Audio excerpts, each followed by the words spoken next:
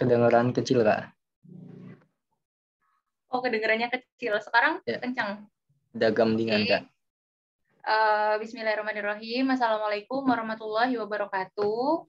Waalaikumsalam warahmatullahi wabarakatuh. Oke, sebelumnya perkenalkan nama Kak Maudi adalah Maudi, ya Maudiah gitu.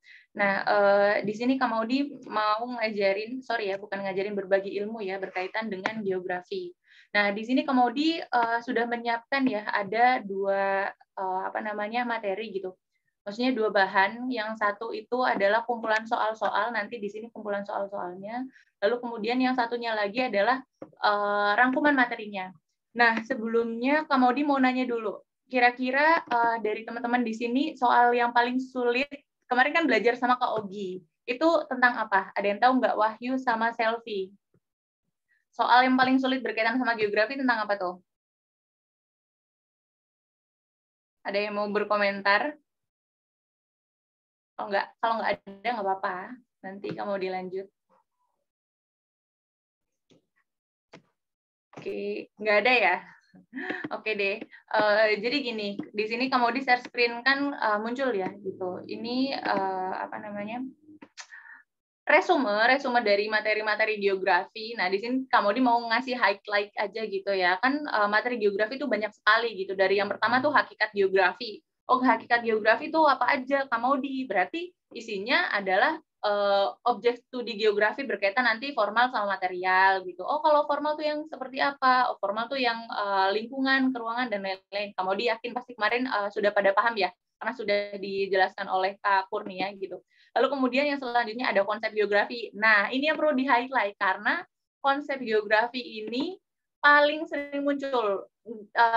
Tidak paling sering muncul, tapi selalu muncul di setiap UTBK. Jadi nanti ini harus benar-benar paham maksudnya tuh apa nih konsep geografi. Karena nanti contoh soalnya teman-teman suruh nganalisis. Jadi bedanya geografi dengan materi lain atau mapel lainnya adalah kalau mapel lainnya sesuai teori ya kan, kalau ekonomi itu ada kasus kemudian masukin kan ke buku akuntansinya, oh ini debit kreditnya yang mana gitu. Atau kalau misalnya sejarah itu dia berkaitan dengan tokoh-tokoh yang ada di masa lalu gitu kan. Nah, kalau geografi itu biasanya contoh kasusnya adalah kasus-kasus yang terkini gitu. Jadi kasus-kasus yang baru 1 tahun, 2 tahun, 3 tahun kemarin tuh terjadi. Contohnya misalnya, ingat nggak kasus likuifasi di Sulawesi? Pada ingat nggak? Ingat dong, pastinya itu kan kasus besar di Indonesia ya. Nah itu kemungkinan muncul, karena tahun kemarin juga sempat disinggung ya, walaupun cuma ditanyainnya adalah dalam konsepnya aja. Nah tahun ini kemungkinan besar muncul. Nanti model soalnya tuh seperti apa? Bisa nanti berupa konsep geografinya tuh ditinjau dari apa, atau bisa juga dari jenis deskripsi atau jenis pendekatannya gitu ya, dari soalnya. Tuh. Terus kemudian intinya kalau di sini konsep geografi ini teman-teman harus paham karena mereka mirip-mirip. Mereka mirip-mirip tapi sesungguhnya beda. Kamu yakin kemarin Kak Ogi kan ngejelasin ya, kalau lokasi itu pasti ciri-cirinya, tipsnya adalah dia ada kata secara spesifik. Jadi contoh soalnya adalah pasti Jakarta misalnya, tapi ada Jakarta spesifiknya gitu. Jadi Jakarta di mananya gitu. Atau misalnya Bandung. Nah, Bandung tuh di mananya? Karena berkaitan dengan lokasi kan gitu. Jadi harus spesifik.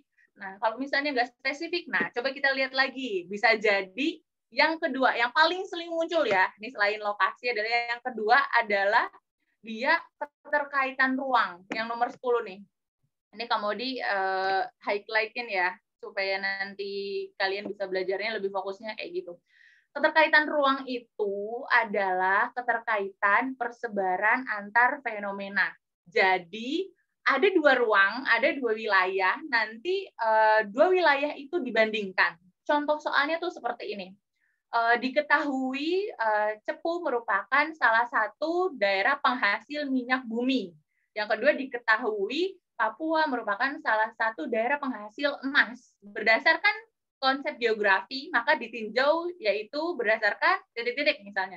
Nah, itu berarti kan kamu tahu ada 2 daerah, dan 2 daerah itu mereka sama-sama berbeda gitu. Yang satu minyak bumi, yang satu emas. Berarti apa? Berarti itu adalah keterkaitan ruang gitu. Jadi persebaran. Kenapa kok cepu masuknya keterkaitan ruang? Ya karena dia cepu di daerah selatan Jawa. Selatan Jawa itu masuk daerah Ring of Fire. Ring of Fire itu daerah yang dilalui sama pergeseran lempeng. Berarti dia ada banyak gunung apinya, sehingga banyak gunung api berarti nanti banyak mineralnya gitu.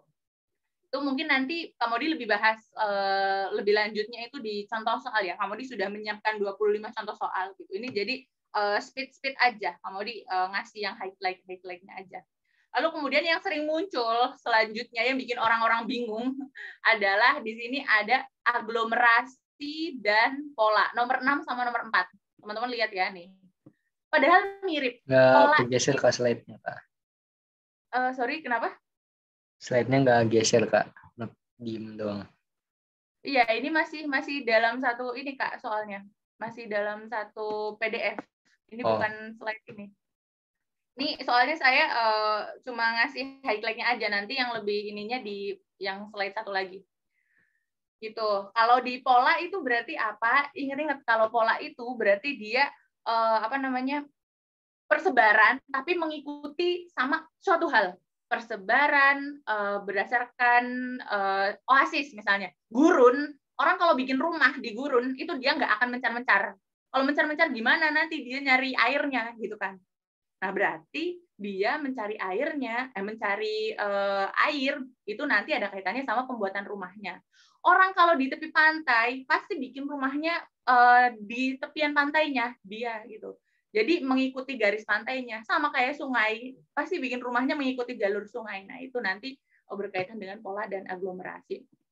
Intinya adalah di sini Kamodi mau bilang bahwa geografi itu unpredictable. Tidak ada yang pasti yang muncul, tapi yang paling sering muncul kita bisa lihat dari konsep geografi, terus kemudian pembentukan jagat raya tidak muncul. Kamodi bisa yakinkan pembentukan jagat raya tidak muncul karena dari beberapa tahun terakhir di UTBK tidak ada soalnya. Jadi ya kalau misalnya mau belajar boleh gitu, tapi tidak terlalu mendalam nggak apa-apa.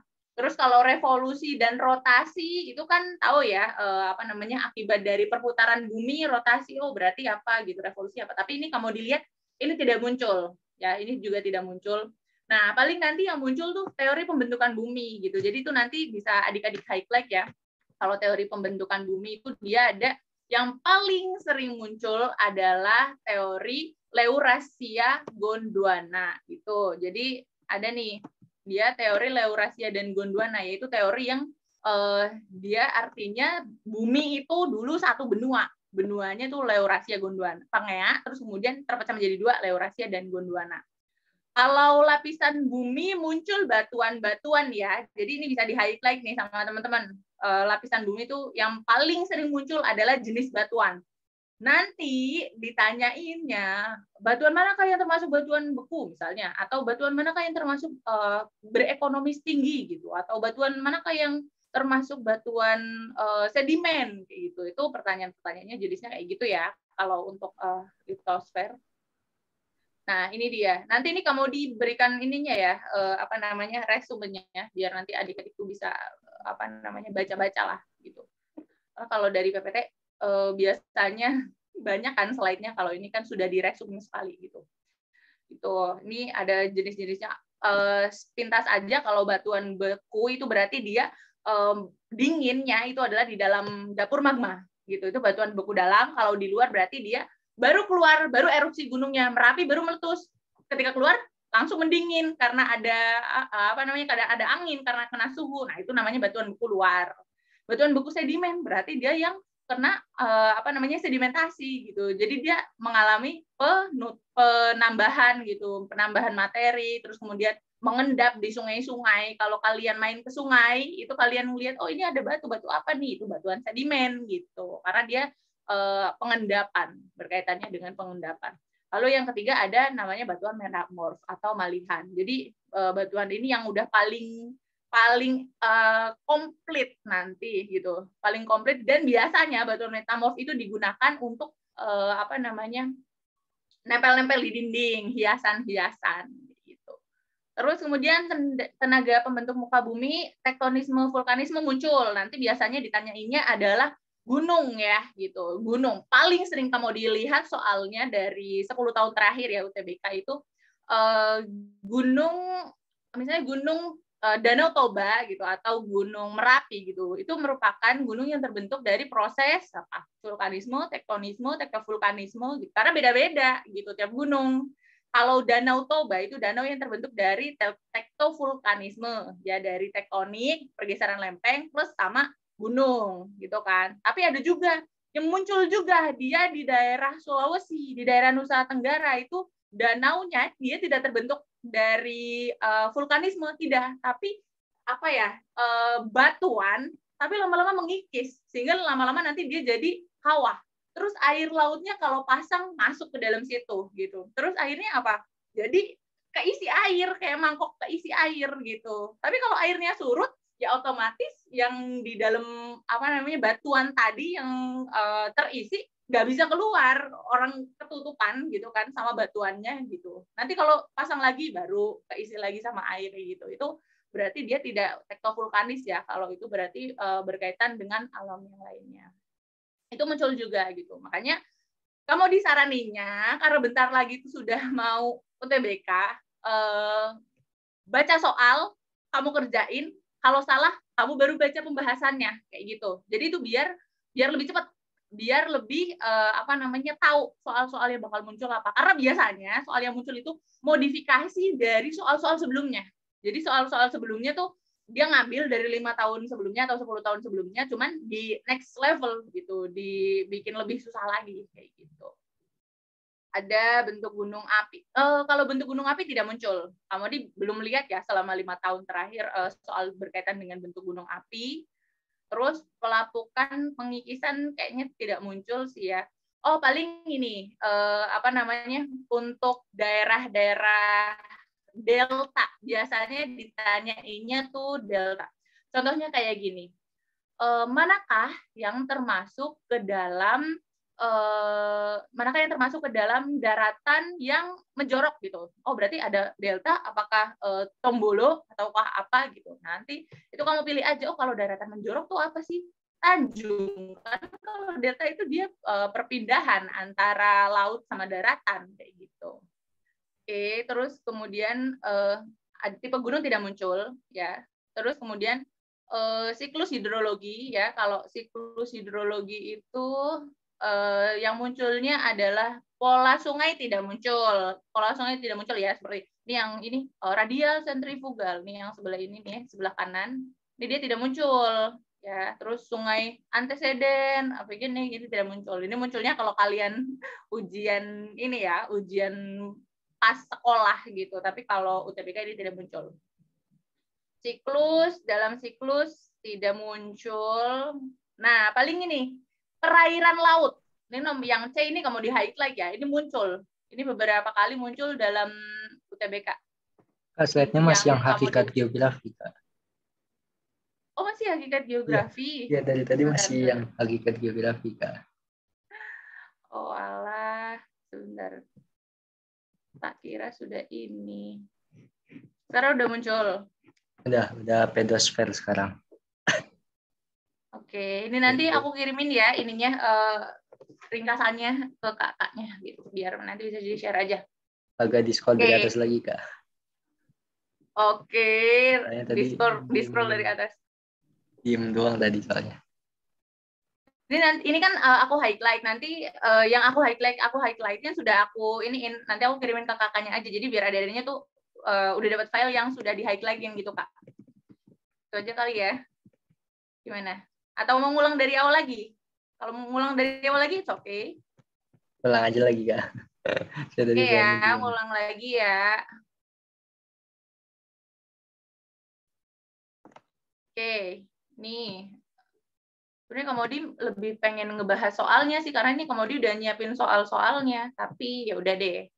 Nih ya, nih hakikat geografi tadi berarti sudah ya, yang muncul tuh konsep geografi, berkaitan dengan pola aglomerasi, keterkaitan ruang, keterjangkauan jarang muncul sih biasanya.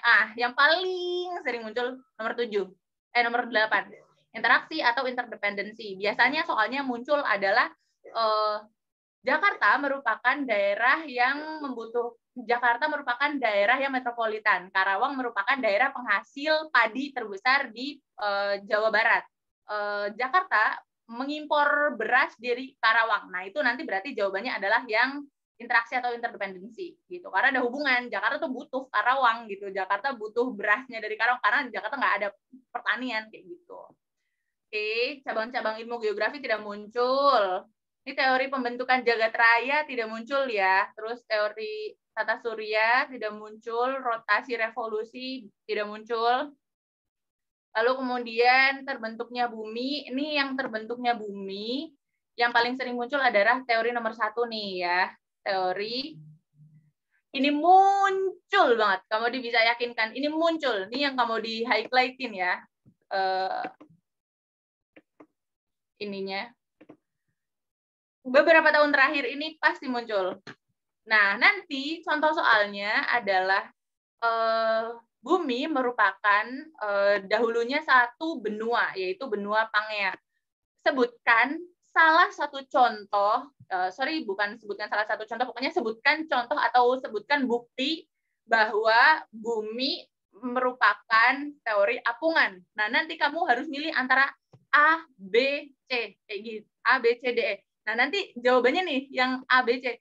Jadi, sebagian belahan bumi selatan itu tertutup sama es, terus kemudian kesamaan struktur geologi batuan di Eropa Barat sama, jadi bumi itu kan, dahulunya satu daerah, gitu kan, satu daerah. Terus kemudian yang terpecah menjadi dua, Laurasia dan Gondwana, sebelah utara itu Laurasia, terus sebelah bawahnya itu Gondwana.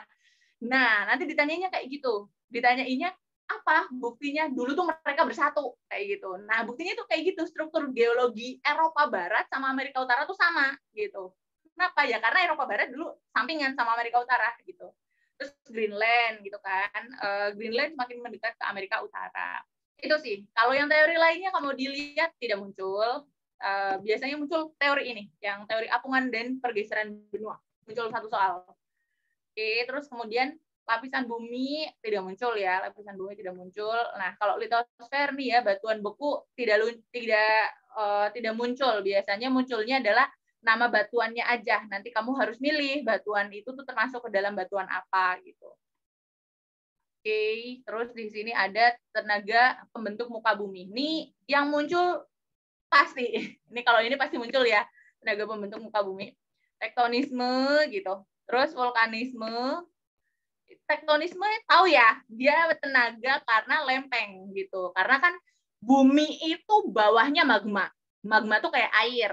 Kamu kalau ngerebus air, itu kalau kamu naruh daun di atasnya pasti daunnya bergerak-gerak kan gitu.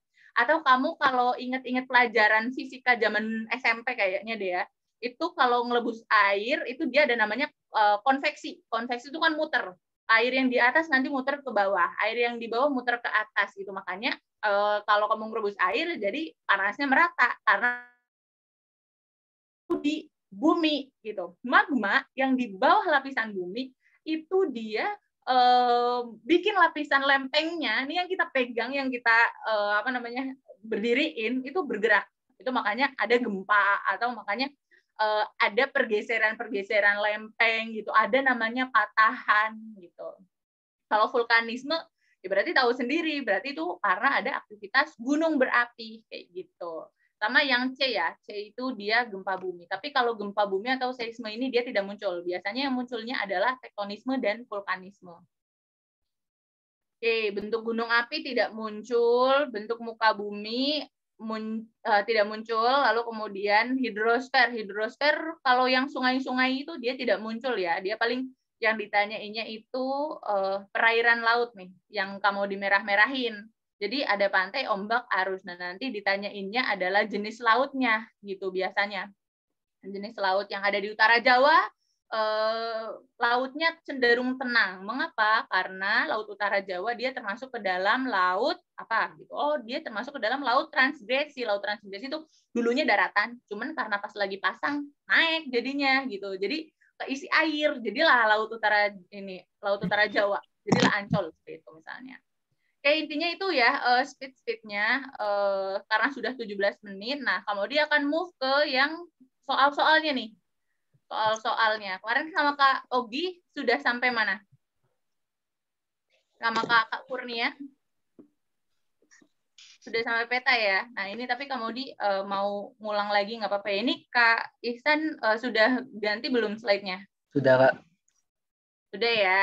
Nah Sudah. kita masuk ke, dari tadi kan Kak Modi ngoceh terus, nah biar nanti ada timbal balik gitu, nggak hanya dengerin Kak Modi aja, karena belajar itu kalau kamu baca aja atau kamu nonton video aja itu yang nangkep cuma 25%. Terus kalau kamu sambil nyatet jadi 50%. Kalau kamu sambil ngomong, sambil nimpalin Kak Maudin nih, nanya kayak atau oh iya apa gitu, itu 75%. Tapi bisa jadi 100% kalau kamu ngajarin ke temannya lagi. Jadi kamu diharap nanti kalau misalnya kamu di ngomong, karena kamu di ngomongnya cepet ya, terus kamu mungkin bingung, kamu silahkan komen aja. Gimana? Oke, ini kali ya. Oke, sekarang soal hakikat geografi.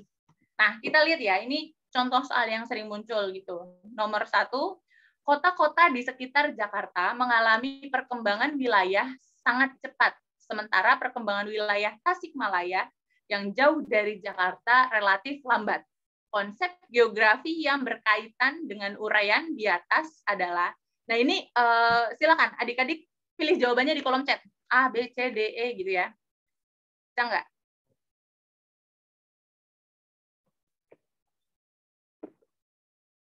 Silakan. Ada siapa aja nih? Ilma, Karina Sari, terus Faris, Rema, Wahyu. Silakan pilih jawaban kamu di kolom chat. Kamu mau lihat jawaban kamu apa nih? Yang nomor 1.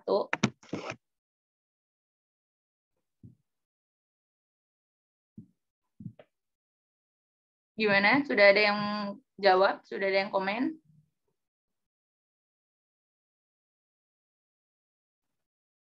Nggak ada ya? Yang jawab. Oh, ada nih, ada 1. A, B, A. Oke, berarti ada jawaban A dan B. Oke, sejauh ini A sama B saja ya gitu. Oke, kita lihat ya. Yang jawaban A, konsep aglomerasi. Tadi kan kamu diceritain, aglomerasi itu berkaitan dengan pemukiman wilayah, ya kan? Terus kalau yang B berkaitan dengan diferensiasi area. Diferensiasi area berkaitan dengan bahasa Inggrisnya perbedaan apa? Difference.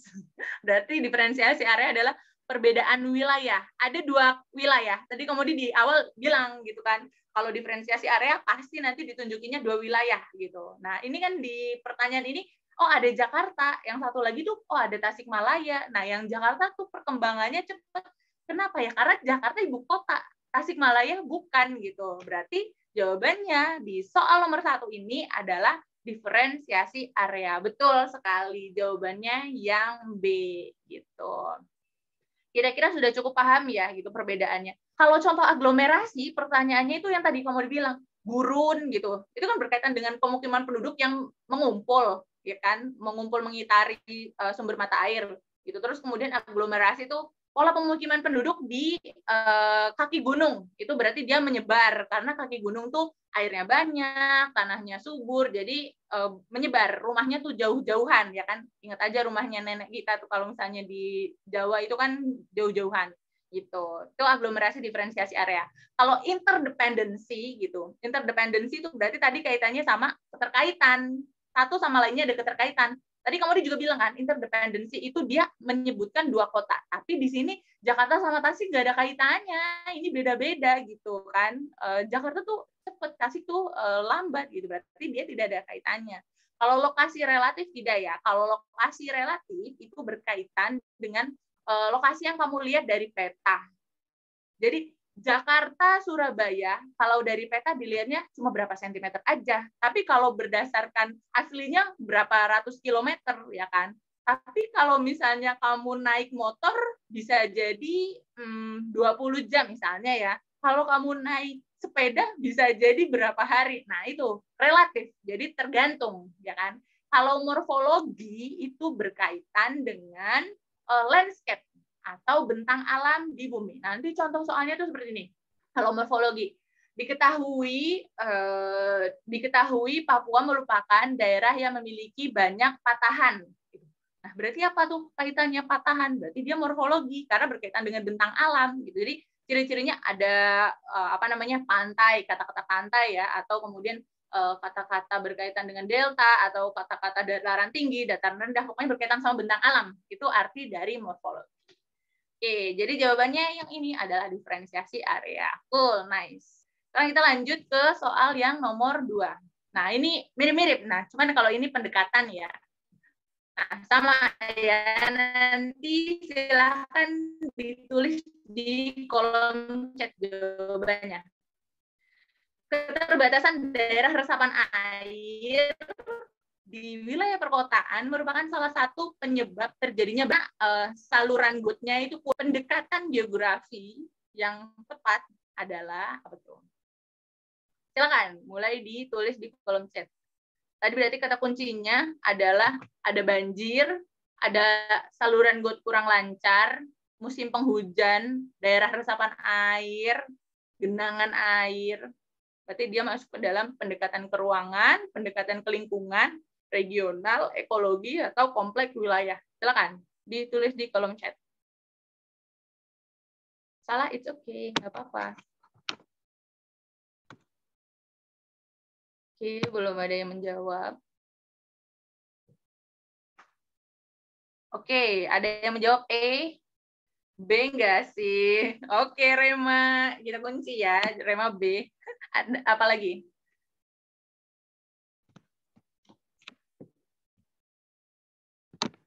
Oke, cuma 2 aja. B, maybe, B. Oke. B. Oke. Kalau dikunci ya, jawabannya ada 2.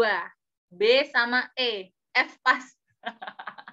Nice, Kak. F itu berarti jawaban A di soal selanjutnya itu kali ya. Oke, Iya, kalau yang kelingkungan, ekologi sama kelingkungan sama nggak sih? Nah, ini pertanyaannya yang bagus. Ekologi dan lingkungan sama nggak sih?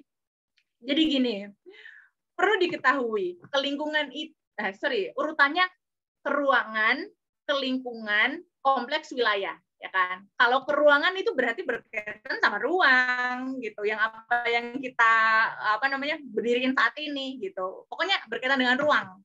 Kalau kelingkungan itu ada kaitannya ruang plus manusia, gitu. Ruang plus manusia. Jadi di soalnya tuh ada andil manusianya, gitu. Nah, terus baru yang ketiga itu yang selanjutnya kompleks wilayah. Kalau kompleks wilayah itu berarti yang banyak wilayah gitu, berkaitan dengan banyak gitu. Contohnya tuh kayak Jakarta banjir, itu merupakan terjadi karena adanya pemotongan hutan di Bogor. Itu ada apa kaitannya ya? Karena ada 2 daerah gitu. Jadi kompleks wilayah gitu kan. Nah, berarti kira-kira jawabannya adalah untuk soal nomor ini, apakah dia ada kaitannya sama manusia enggak? Dia daerah resapan air, banjir, saluran got. Kurang lancar. Ada? Jreng-jreng. Jadi ini jawabannya adalah yang A, pendekatan keruangan. Benar nih katanya Don Fortigo Manalu, Mas Manalu ya. Katanya Dek Manalu, ekologi sama keruangan tuh sama. Karena ekologi dengan kelingkungan itu sama. Karena ekologi itu ada kaitannya dengan manusia juga, dan kelingkungan juga ada kaitannya dengan manusia gitu. Sedangkan di soal kita lihat nih, dia lebih menekankan daerah resapan air karena kurangnya daerah resapan air gitu. Jadi itu merupakan salah satu penyebabnya. Ya meskipun ada penyebab lainnya yaitu saluran got kurang lancar, tapi yang di notice, yang di highlight adalah kurangnya daerah resapan air. Berarti daerah resapan air itu berkaitan dengan apa? Berkaitan dengan ruang gitu. Jadi butuh ruang gitu. Jadi jawabannya adalah yang A, pendekatan keruangan. Oke, sampai sini any question? Apa ada yang nggak terima? Oke, kita lanjut Kak ya ke soal selanjutnya. Ini masih berkaitan dengan ini. Kalau ini pendekatan, oke, ini pendekatannya juga sama. Pertanyaannya, perubahan tata guna lahan seperti banyak terjadi di daerah puncak Jawa Barat di mana daerah resapan hujan berubah menjadi daerah permukiman, dapat menyebabkan rusaknya lingkungan setempat dan berkurangnya air tanah di Jakarta. Oke, dalam geografi kasus ini dapat dipahami melalui pendekatan. Oke, pertanyaannya Rema, bedanya ke ruangan sama lingkungan. Ruang hanya ruang. Jadi Kamaudi berdiri di kamar kosannya Kamaudi, berarti kamar kosannya Kamaudi ruang. Tapi kalau ke lingkungan adalah berarti ada Kamaudi, ada kamar kosannya Kamaudi, ada tetangga kosannya Kamaudi. Jadi ke lingkungan itu ruang plus manusia. Jadi ada campur tangan manusia. Nanti contoh soalnya adalah karena penggundulan hutan manusia, kayak gitu misalnya, atau karena pemukiman kumuh gitu, manusia atau apa gitu. Jadi pokoknya nanti ada campur tangan manusianya gitu. Itu ke lingkungan. Kalau ke ruangan nggak ada. Ruangan hanya berkaitan dengan hal-hal fisik aja, hal-hal material fisiknya aja gitu. Kira-kira cukup paham nggak Rema di kolom chat itu tadi? Oke, ya lanjut nih. Pertanyaan yang nomor 3 ini, silakan di-doak jawabannya lagi. Makasih. Oke, sama-sama Rema. Apa tuh? Jawabannya? Dia tadi, karena perubahan tata guna lahan di Jawa Barat, akhirnya bikin daerah resapan hujannya berubah gitu. Menjadi daerah pemukiman, menyebabnya kerusakan lingkungan setempat, sehingga berkurangnya air tanah di Jakarta. Berarti ini digunakan dengan pendekatan, apa nih? Ini kamu tadi barusan jelasin nih. Silakan. Pendekatan apa tuh? Ke lingkungan, kewilayahan, keruangan, aktivitas, region. Ke lingkungan. Mengapa ke lingkungan? Tadi ada yang jawab ke lingkungan. Mengapa ke lingkungan?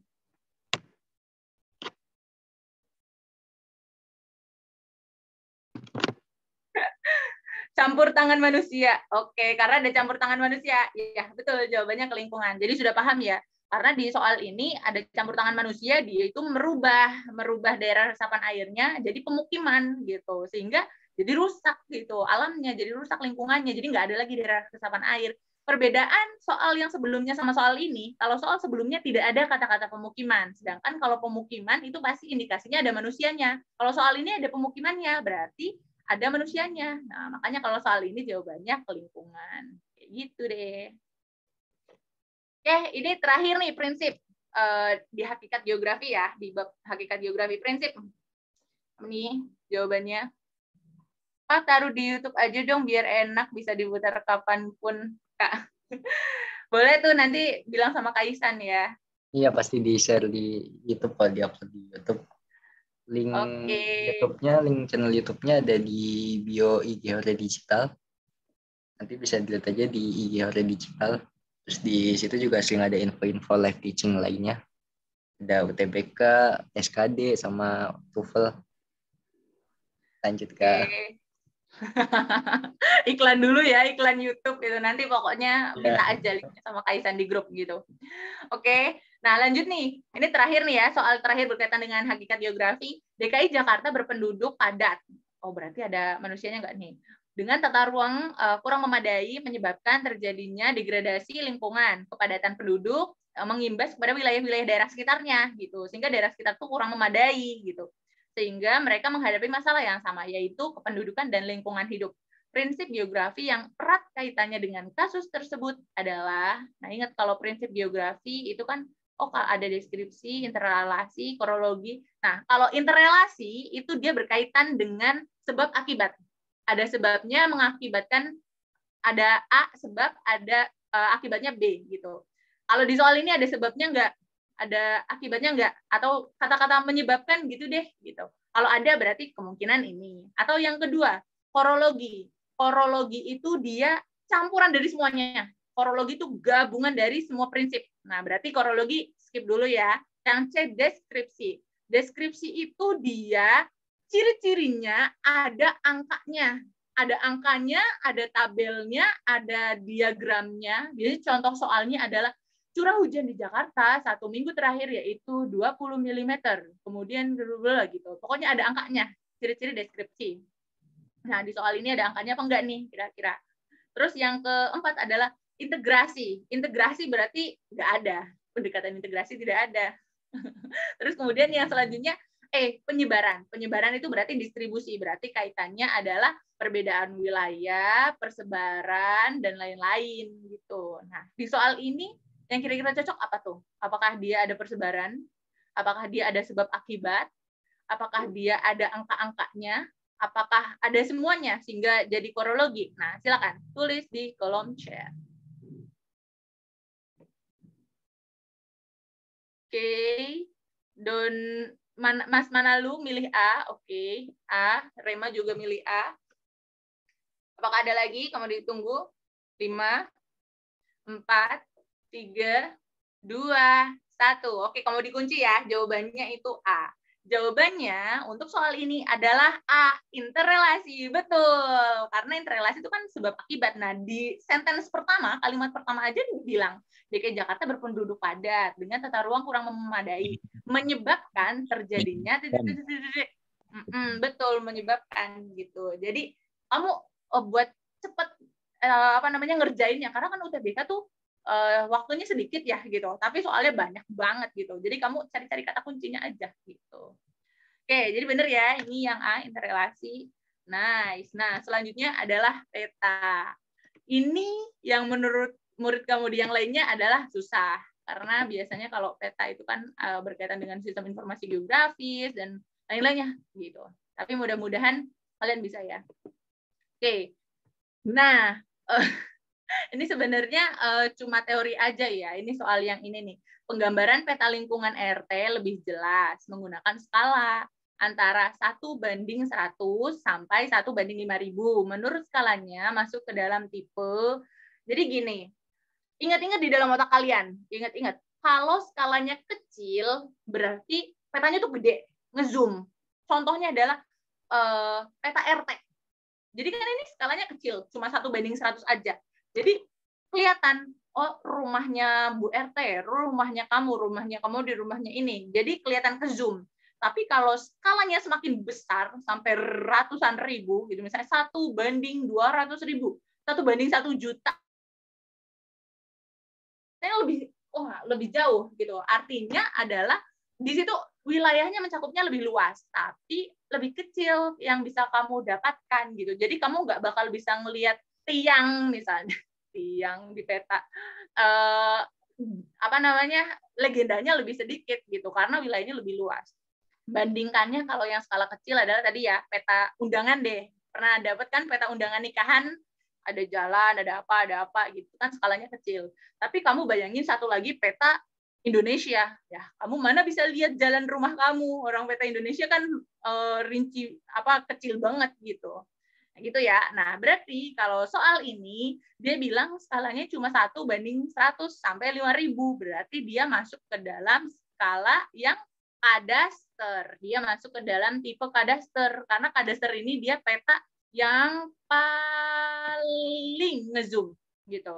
Jadi kayak ke zoom sehingga kelihatan rumahnya, kelihatan jalannya kayak gitu. Tapi kalau peta yang skala geografis ini dia merupakan peta yang udah taraf peta dunia. Jadi 1 sentimeternya itu dia bisa jadi kayak Jakarta ke Bandung. 1 sentimeter Jakarta ke Bandung kayaknya lebih ini ya, lebih kecil gitu. Jadi ingat ya, kalau peta skalanya kecil, tapi dia artinya adalah daerahnya luas. Tapi kalau misalnya skalanya besar, berarti dia daerahnya adalah kecil. Gitu. Dia bisa dilihat secara rinci. Oke, kamu baru lihat kolom chat apa nih? A. Iya enggak ya? Betul, jawabannya A. Betul, mana lo? Nah, lanjut nih ya. Ini muncul. Pasti muncul. Soal-soal kayak gini pasti muncul. Kamu dilihat di beberapa UTBK ini muncul sih ya, gitu. Terus pertanyaannya adalah, pemanfaatan peta tersebut diperlukan dalam kegiatan. Nah, biasanya dikasihkan jenis-jenis petanya. Terus kamu disuruh mikir, itu tuh petanya buat ngapain aja. Nah, berarti kamu bayangkan kamu misalnya pengusaha gitu ya. Berarti punya peta ini tuh buat apa gitu.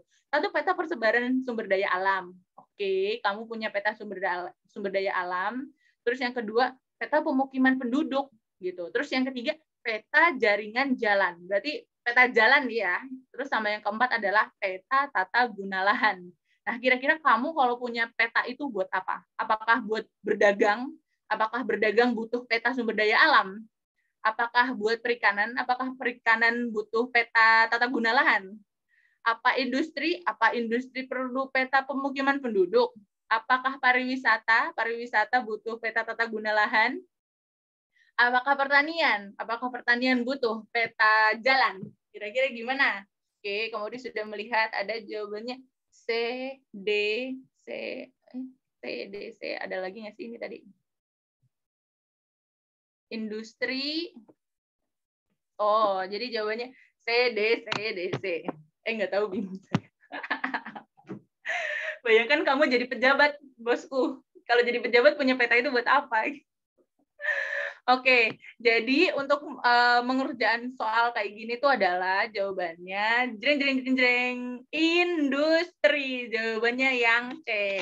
Kenapa yang C? Karena kamu butuh peta sumber daya alam. Kamu mau bikin industri apa kalau kamu nggak tahu sumber daya alam yang mau kamu jadi industri, kamu nggak tahu gitu. Oh my God, salah, nggak apa-apa. Misalnya, peta persebaran sumber daya alam. Kamu mau bikin tambang batu bara. Misalnya kamu, siapa tuh ya, bos batu bara di Indonesia lah gitu. Berarti kan kamu butuh peta sumber daya alam. Kamu nggak mungkin nambang ngerok-ngerok di daerah yang nggak ada batu baranya, gitu kan. Terus yang kedua, kamu butuh peta pemukiman penduduk. Kenapa? Supaya tambang kamu nggak, yang nggak bentrokan sama penduduk. Supaya kamu nggak, tidak bikin polusi industri kamu ke penduduk, gitu kan. Terus yang ketiga, peta jaringan jalan. Butuh banget dong. Kamu nanti gimana jual tambangnya kalau kamu nggak tahu peta jalan gitu. Nanti kalau jalannya nggak ada, udah dikeruk, gimana mindahinnya gitu kan. Sama peta tata guna lahan. Daerah yang mau kamu tambang itu daerah apa? Jangan-jangan itu daerah pemukiman atau jangan-jangan itu daerah pertanian. Berarti kamu perlu izin dong sama petaninya kayak gitu. Jadi kira-kira bayangannya kayak gitu ya, sudah cukup paham. Untuk mengerjakan soal kayak gini, kamu perlu menganalisis satu-satu gitu. Kamu membayangkan posisi kamu pejabat lah kayak gitu. Suka bingung Kak kalau keluar soal kayak gini? Iya gitu, memang suka bingung ya, tapi pasti nanti gini, perdagangan. Perdagangan tuh dia nggak butuh kan sumber daya alam, ya itu berarti kamu coret. Perikanan buat apa butuh peta jalan gitu? Orang ikan kan tinggal tambak aja, berarti coret. Terus peta pertanian. Peta pertanian butuh sumber daya alam nggak? Misalnya peta emas. Emang pertanian butuh peta tambang emas? Kan nggak butuh. Jadi coret. Pariwisata, bisa aja sih sumber daya alam buat pariwisata ya kan. Tapi kan pariwisata nggak perlu di peta tata guna lahan. Si pejabatnya nggak perlu gitu. Ini pariwisata ini lahannya dipakai buat permukiman apa buat pertanian apa buat apa, itu nggak perlu. Jadi yang paling cocok adalah yang industri. Jadi kalau ada kayak gini, kamu coret yang kira-kira salah aja dulu. Ya coret yang kira-kira kayaknya impossible deh gitu. Oke, cool. Sampai sini any question? Kalau nggak ada, nah kita lanjut. Ini kontur ya. Pertanyaannya ini kontur tapi yang gampang, yang isi. Ini kalau salah awas saja nih, yang suka naik gunung pasti tahu. Perhatikan peta kontur berikut. Nah, jalur yang cocok untuk mendaki gunung adalah nomor, Wahyu milih nomor 5. Ada lagi? Coba biasanya bener nih pasti nih. Mendaki gunung itu jalurnya milihnya yang mana? Nggak suka trekking, nggak apa-apa. 5, 4, 3, 2, 1. Jadi pakai helikopter. Bisa sih Kak kalau di puncak ada landasannya. Jadi untuk soal nomor ini jawabannya adalah jreng nomor 5. Kenapa sih kamu di nomor 5? Gini ya, kira-kira ceritanya kita tuh tim Hore Digital mau naik gunung. Pilihannya, kalau yang nomor 1, 2, 3, 4, itu dia lebih cepat, tapi jalurnya nanjak terus gitu. Nanjak terus, jadi bisa-bisa kamu kepleset. Atau nomor 5, jalur nomor 5 tuh lama sih, tapi itu dia landai, jadi kamu jalan tuh kayak jalan aja, nggak kayak berasa naik tangganya, nggak berasa naik gunung kayak gitu. Bener, semakin landai semakin asik. Jadi kalau misalnya kamu nonton film 5 cm apa sih gitu, itu pasti dia milih trekkingnya yang landai. Jadi gitu ya tipsnya. Kalau ada kontur semakin rapat, itu artinya dia semakin curam. Jadi semakin kayak gini. Itu kalau dia gambarnya rapat kayak gini ya, Tapi kalau gambarnya tuh dia jarang-jarang, berarti dia kayak gini kira-kira gitu. Jadi dia lebih landai gitu. Tapi kan kejauhan. Nggak apa-apa, mending jauh daripada nanti kepleset. Oke. Nah, ini soal kontur juga, tapi ini level yang sulit. Tadi kan level gampang tuh. Yang ini level sulit. Nah, pertanyaannya, titik Y sesuai ilustrasi gambar terletak di ketinggian titik-titik yang dimanfaatkan untuk titik-titik. Ada yang pernah ngerjain soal ini nggak? Atau tahu gitu pakai rumus apa gitu? Sebelum nanti kamu dikasih bocoran. Ada yang tahu? Enggak? Oke. Berarti nanti kamu langsung skip aja ke jawaban ya. Nah, ini. Untuk soal kayak gini, kamu pakai rumus C. Jadi rumus C itu kalau kamu diketahui ada skala sama ada tinggi suatu tempat. Kan biasanya kalau membandingkan tuh ada tinggi satu tempat sama tinggi dua tempat gitu kan. Tapi ini cuma ada satu doang, berarti kamu pakai rumus ini, rumus C gitu. Itu rumusnya adalah 1/2000. 1/2000 itu pasti angkanya ya. Jadi kamu jangan ngubah-ngubah sendiri. 1/2000 dikali skala pada peta. Di situ kelihatan skala pada petanya itu berapa. Di situ skala pada petanya 50.000 gitu. Berarti jawabnya adalah 1/2000 ya dikali 50.000 sama dengan 25. Berarti setiap lingkaran satu ke lingkaran selanjutnya itu dia berbeda 25 meter gitu. Itu maksudnya tuh kayak gitu. Jadi, dari 75 hitung sendiri deh. Dari 75 ke Y. Kalau bedanya 25 meter. Berapa? Bener nggak? 125.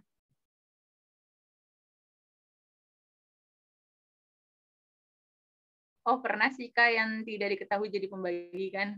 Iya, betul. Ya, jadi benar ya, naiknya 25. Coba, dari X ke lingkaran sebelumnya, jadi 100, ya kan? 75 tambah 25, 100. Kemudian dari lingkaran sebelumnya ke lingkaran Y, jadi 125. Jadi jawabannya adalah yang ini, 125. Karena angkanya beda-beda, jadi kamu nggak perlu mikir yang selanjutnya ya, pertanian padi, perkebunan jagung, tanaman kinai itu nggak perlu, nggak apa-apa gitu. Oke, sampai sini any question untuk kontur-kontur. Apakah ada yang masih bingung dari soal yang tadi kamu dijelaskan? Feel free to ask. Oke, kalau nggak ada, kamu dilanjut ke soal yang sulit. Menurut kamu ini sulit ya? Ini sulit karena ini interpretasi citra. Bayangkan, Indraja. Nah, pertanyaannya, wives Jojo.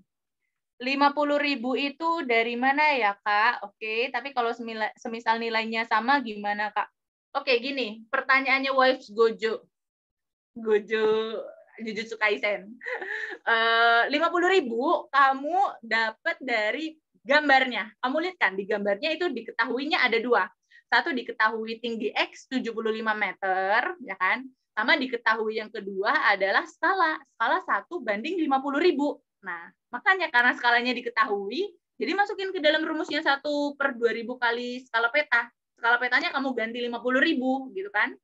Jadi apa? Ya 1/2000 kali 50.000, gitu. Kira-kira wives-nya Gojo paham nggak? Sampai sini. Paham? Oke, paham kamu di. Nanti kalau nggak paham, komen aja lagi. Oke, cool. Rema, tapi kalau misalnya nilainya sama, gimana, Kak? Apanya yang nilainya sama? Kamu bingung pertanyaannya. Ini contoh soal yang jarang ya, gitu. Tapi kamu pernah menemukan ini di satu TBK. Tapi yang biasanya muncul adalah dia cuma rumus Cika untuk menghitung soal kontur, Kak, atau masih ada yang lain, Kak? Oke, next question, Manalu. Ini untuk rumus C itu digunakan kalau cuma diketahuinya skala sama meternya aja, tapi ditanyain tinggi yang lainnya. Tapi untuk soal-soal lainnya itu dia lebih gampang gitu. Contohnya adalah nih, kamu dicoba teks ya. Dia contoh lainnya adalah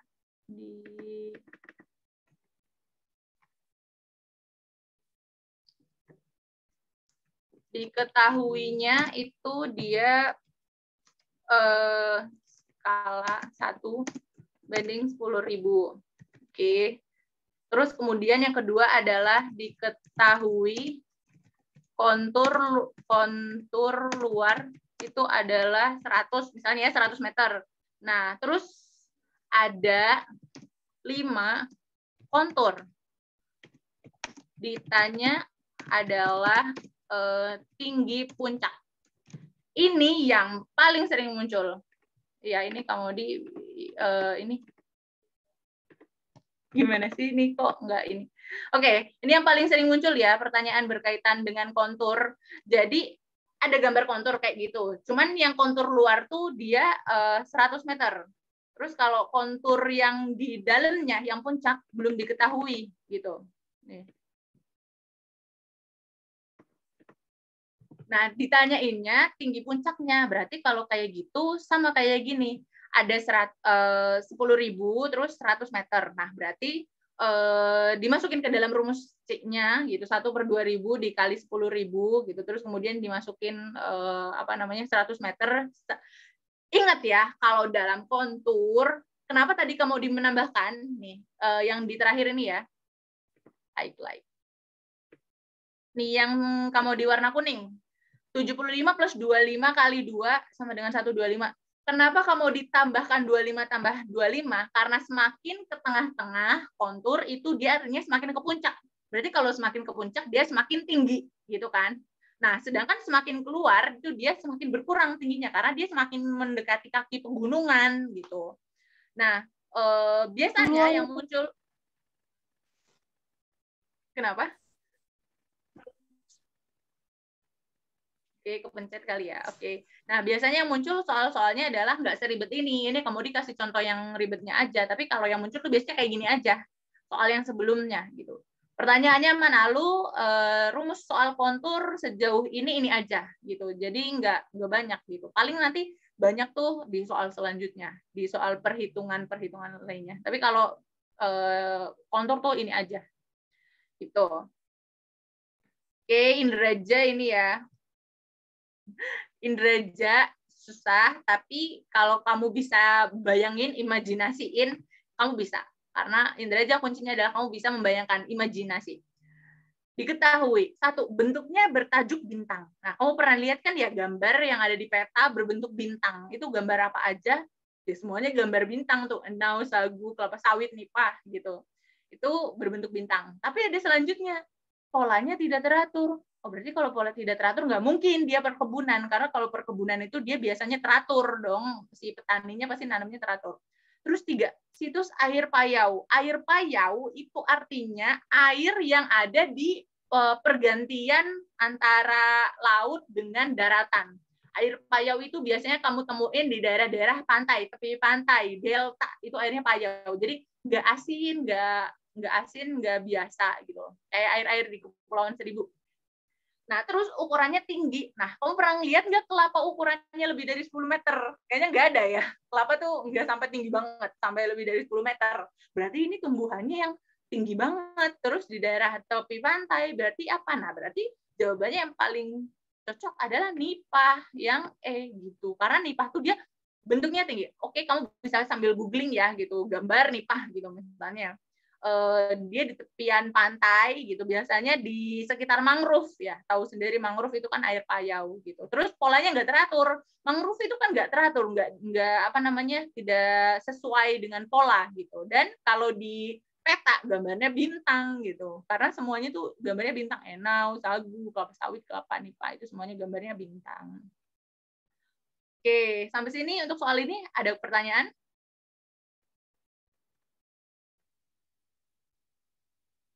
Oke, kita lanjut ya. Nah, ini gampang. Ini kamu diminta kalian jawab ya. Ini gampang banget. Dan muncul di beberapa UTBK. Ciri-ciri Indraja. Tampaknya persegi panjang. Oke, kamu bayangkan gambar persegi panjang di peta tuh apa aja. Terus kemudian bisa juga bujur sangkar. Bujur sangkar tuh kayak semacam kayak gini. Ini bujur sangkar. Terus kemudian bentuknya kotak-kotak kecil. Nah, kalau di peta itu apa? Bentuknya kotak-kotak kecil. Silakan jawab. Oke, ada yang milih sekolah. Apa mobil? Mobil kotak juga sih. Apa taman? Taman kayaknya dia nggak kecil ya. Kalau taman biasanya kotaknya besar. Apa atap rumah atau sekolah? Apa gedung? Ayo, baru Wahyu yang jawab.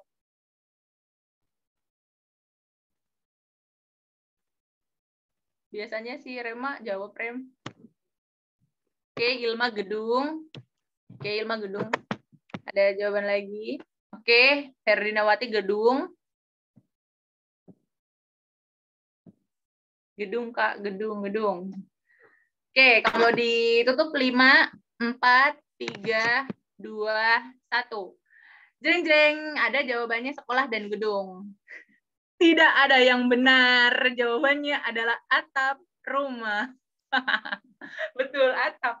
Karena kamu kalau ngelihat di peta, itu atap rumah mantan. Astagfirullahaladzim. Masih jauh, Kak, Sabtu Minggu tuh. Karena kalau kamu lihat di peta, atap itu bentuknya kan kotak-kotak kecil-kecil. Kotak-kotak gitu kan, gitu. Kamu lihat aja di Google Maps, kalau enggak kalau kamu GoFood gitu kan, atap rumah tuh bentuknya kotak kecil-kecil gitu. Bisa juga bujur sangkar. Nah, perbedaan tadi kan kamu milih gedung sama sekolah ya. Oke, gedung bisa juga ya, tapi kalau gedung itu dia tidak sesuai gitu. Karena gedung itu pasti kotak tapi tidak bujur sangkar gitu. Kirain kotak-kotak kelas di sekolah. Indraja itu lihatnya dari satelit, guys. Jadi motonya itu dari satelit gitu. Nah, perbedaannya sama kalau sekolah, ciri-ciri sekolah dia persegi panjang tapi berbentuk L atau berbentuk U. Ya kan kalau sekolah L biasanya, gedung sekolah. Atau gedung sekolah itu bentuknya U, nanti tengah-tengahnya lapangan, kayak gitu. Jadi kalau sekolah ciri-cirinya ada L atau U-nya. Terus kalau gedung tidak ada bujur sangkar. Kalau taman itu kotaknya besar ya. Kalau mobil dia berada di tengah jalan, pasti ciri-cirinya. Dia berada di tengah-tengah jalur kayak gitu ciri-cirinya. Berarti kalau yang 3 ini jawabannya adalah atap rumah. Betul. Oke, nah ini selanjutnya adalah kita move to litosfer. Sebelum kita move ke litosfer, any question untuk Indraja? Oke, nggak ada pertanyaan. Kita lanjut ke litosfer. Oke, pertanyaannya, pembekuan yang terjadi tiba-tiba di luar gunung menyebabkan pengkristalan yang tidak sempurna. Oke, sehingga disebut batu kaca. Proses ini dinamakan dengan ini kalau pada nggak baca pasti biasanya kurang tahu ya, tapi nggak apa-apa. Ada yang mau nyoba jawab? Proses ya, dia pembekuan di luar gunung api, terus tiba-tiba langsung kristal. Nah itu dinamakan proses batuan. Nih, belum ada yang jawab.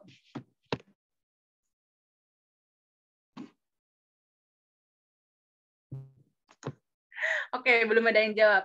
Oke, kalau batuan beku dalam tahu ya, batuan beku dalam itu dia merupakan batuan yang dia itu berbentuk batu ketika dia di dalam gunungnya. Jadi kan gunung itu segitiga. Dia punya gang ya atau jalurnya, jalur ngeluarin magmanya gitu. Sebelum dia keluar gunung, dia udah kena angin sehingga dia di dalam gangnya di dapur magmanya udah dingin. Jadi dia batuan beku dalam. Sedangkan di pertanyaannya, pembekuannya itu dia terjadi di luar gitu. Terjadi tiba-tiba di luar gunung gitu. Berarti itu jawabannya adalah batuan beku luar gitu. Jadi dia baru membeku ketika dia keluar gunung. Kalau batuan beku korok berarti dia batuan beku yang dia membeku tapi masuk ke gang. Ingat, gunung api itu dia ada gang-gangnya gitu. Jadi ada cabang-cabangnya, bukan yang utamanya ya, tapi ada cabang-cabangnya gitu. Nah, kalau membekunya itu di cabang-cabangnya berarti itu maksudnya batuan beku korok gitu. Kalau metamorf kontak apa kamu kalau metamorf kontak itu dia pembekuan karena tekanan tinggi ya kan, tapi dia terjadi di luar gitu. Tapi ketika sudah ada di daratan. Kalau metamorf dinamo berarti dia karena suhunya yang tinggi. Jadi kalau kontak itu tekanannya tinggi, kalau dinamo itu suhunya yang tinggi. Gitu. Oke, ini jawabannya adalah batuan beku luar. Oke, ini silakan kalian jawab karena ini gampang banget. Awas aja kalau salah. Oke, Gerak lempeng tektonik berasal dari dorongan arus konveksi di bawah litosfer. Tadi yang kamu dibilang kayak air tuh ngerebus air kan. Terus kemudian menyebabkan lempeng saling menjauh, bergesekan, atau tumbukan. Hal ini memicu gelombang getaran yang menyebar ke permukaan bumi. Jika gelombang itu merambat ke daerah permukaan dan cukup tinggi, maka akan, nah, kamu bayangin, kalau ada gelombang sampai ke permukaan, maka akan, apa tuh jawabannya?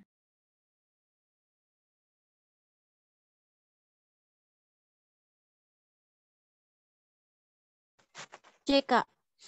Merubuhkan bangunan dan korban manusia atau gempa.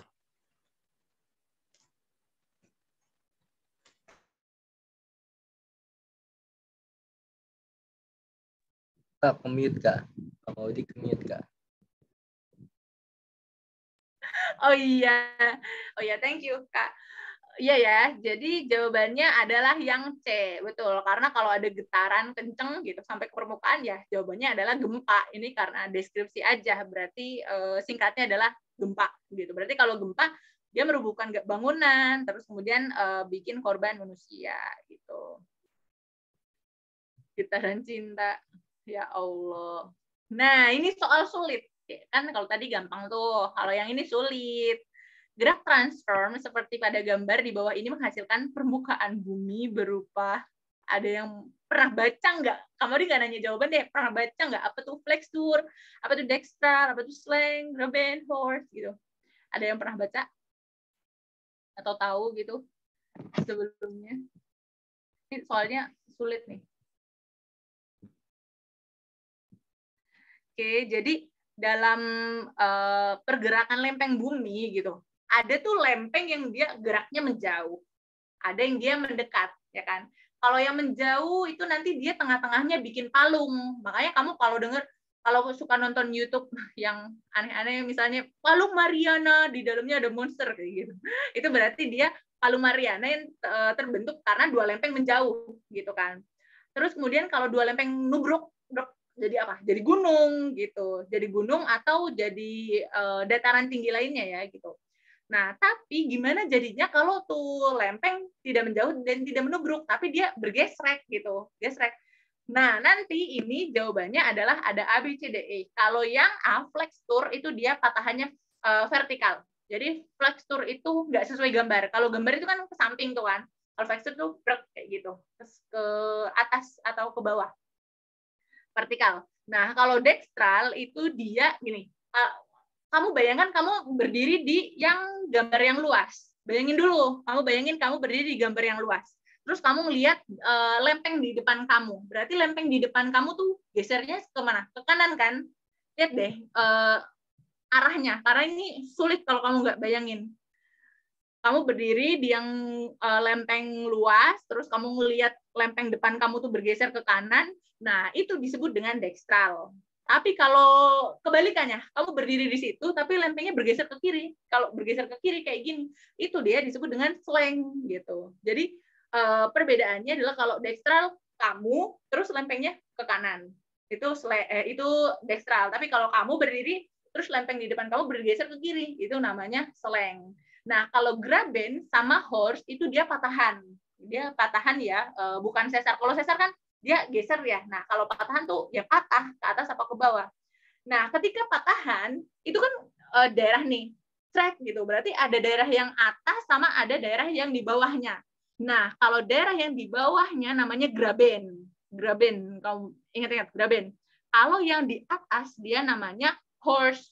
Kamu itu cara nginget-nginget, horse itu depannya H, sedangkan bahasa Inggrisnya tinggi itu height. Height itu kan depannya H. Jadi, oh berarti yang sama-sama depannya H berarti tinggi gitu. Berarti height berarti horse gitu. Berarti kalau yang lawannya graben, graben berarti yang di bawah gitu. Jadi kalau amblesan mungkin di daerah mana ya? Kamu pernah lihat berita amblesan di daerah Jawa Barat gitu. Itu daratannya ambles. Berarti amblesan itu dia namanya graben gitu. Tapi kalau yang mencuat ke atas dia berarti namanya horse kayak gitu. Kira-kira sampai sini any question nggak? Ini cukup sulit nih. Kalau nggak nanya berarti paham.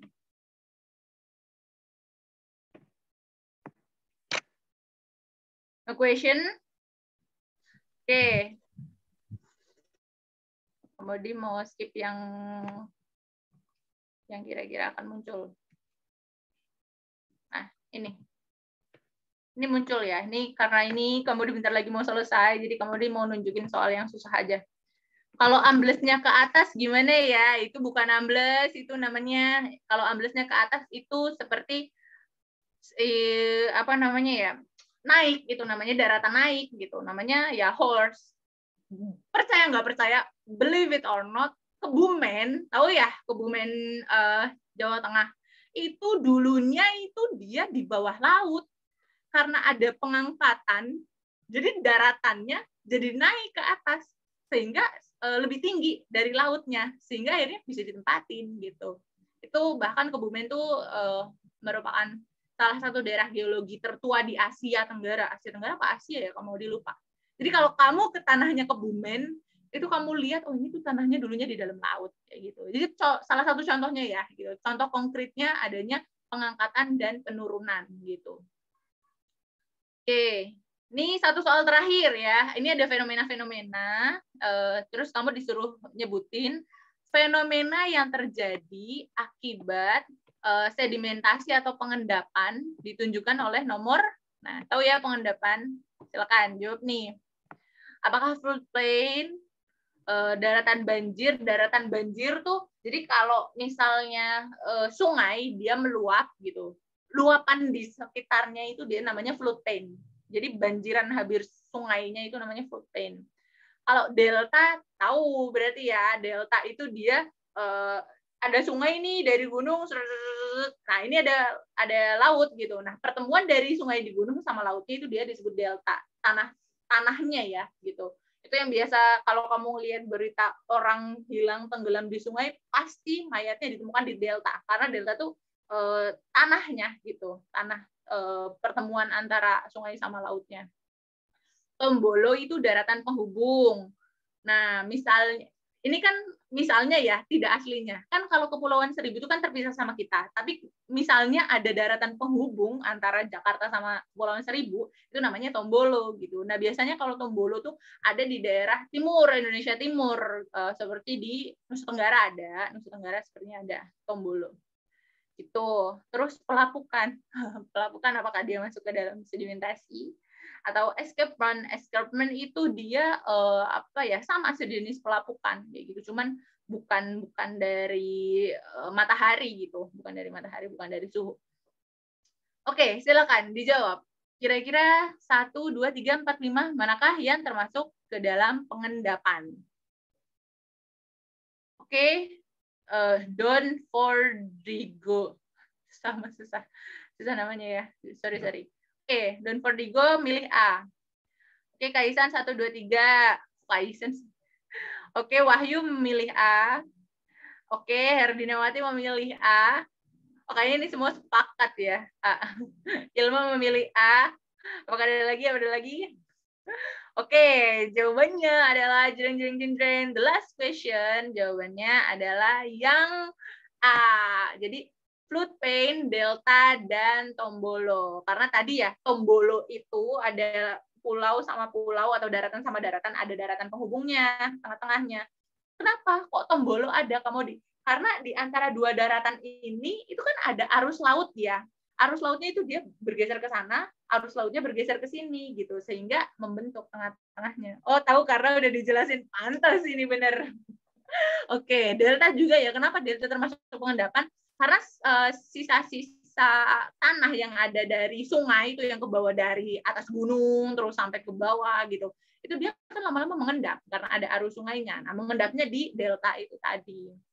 Terus sama floodplain, dataran banjir, ya karena dia banjir ke sampingnya airnya otomatis bawa material pasir sehingga di sampingnya tuh jadi daratan banjir. Jadi kalau kamu di kampung-kampung ya, mungkin kamu punya rumah di desa, itu kalau ada sungai, kalau misalnya sungainya banjir, itu pasti nanti lama-lama tanggulnya semakin lebar. Karena apa ya? Karena tanggulnya tuh endapan dari itunya, dari sungainya gitu yang tadi banjir. Jadi daratan banjir. Oke. Kamu di ngos-ngosan doang sampai kehausan. Oke, sampai sini any question? Apakah ada pertanyaan? Oke, kamu dibuka, silakan.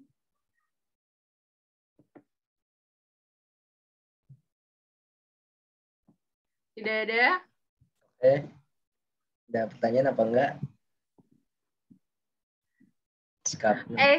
Escarpment itu semacam pelapukan juga gitu, cuman dia lebih spesifik gitu. Escarpment. Oke. Ada lagi? Aman, Kak. Oke, nice. Thank you ya dari Kamodi. Cukup sekian, Kamodi kembalikan kepada Kak Ihsan. Silakan. Oke. Makasih Kak Maudi. Ya, untuk selanjutnya nanti video recordnya akan diupload ke channel YouTube-nya ya. Linknya udah di-share kan tadi. Jangan lupa untuk follow IG Arya Digital sama subscribe channel YouTube-nya biar nggak ketinggalan info-info, karena nanti di di Arya Digital bakal ada info-info kegiatan live teaching dan segala macem gitu. Terus buat yang minta recordnya nanti lihat aja di channel YouTube-nya. Kalau yang udah subscribe pasti akan ada notifnya. Terus buat yang minta file dan segala macam dan materi itu file sama materinya untuk yang siswa bimbel premium ya. Jadi kalau kalian yang mau minta filenya bisa daftar ke bimbel premium Arya Digital atau bisa daftar ke paket layout-nya. Nanti kalau kalian daftar paket layout-nya atau kalian daftar paket bimbelnya pasti akan ada grup khusus, nanti ada materi-materi juga di situ. Kumpulan materi-materi. Di Arya Digital itu bukan cuma UTBK, kita ada SKD untuk kerja sama CPNS, sama ada TOEFL-nya juga ya.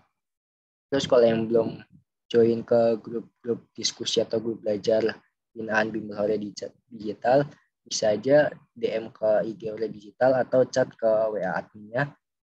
Nomor adminnya ada di IG Arya Digital, lihat aja, dicek, nanti bisa chat aja atau enggak lihat aja di story IG Arya Digital baru. Di situ udah ada info-info terbaru mengenai kegiatan-kegiatannya dari grup belajar sama WA adminnya. Jadi jangan ketinggalan, besok hari Sabtu kita ada live teaching lagi, live teaching untuk UTBK sama ada untuk TOEFL. Ada live teaching bahasa Inggris juga gitu. Sampai sini ada pertanyaan? Buat yang tadi nanyain recordnya, tenang aja di record kok. Sama yang kemarin juga udah ada yang live teaching biologi sama tadi udah ada TPS. Yang geografi sesi 1 juga udah ada recordnya, tinggal nanti di-upload. Uploadnya bertahap, sehari 1 upload. Jangan lupa untuk follow IG Arya Digital sama subscribe ya. Kalau nggak ada pertanyaan lagi, kakak akhiri. Terima kasih buat yang udah hadir. Terima kasih Kak Maudi atas materinya. Dan apabila ada kekurangan dari kakak, mohon dimaafkan. Wabillahi taufiq wal hidayah. Wassalamualaikum warahmatullahi wabarakatuh. Waalaikumsalam warahmatullahi wabarakatuh. Selamat semua.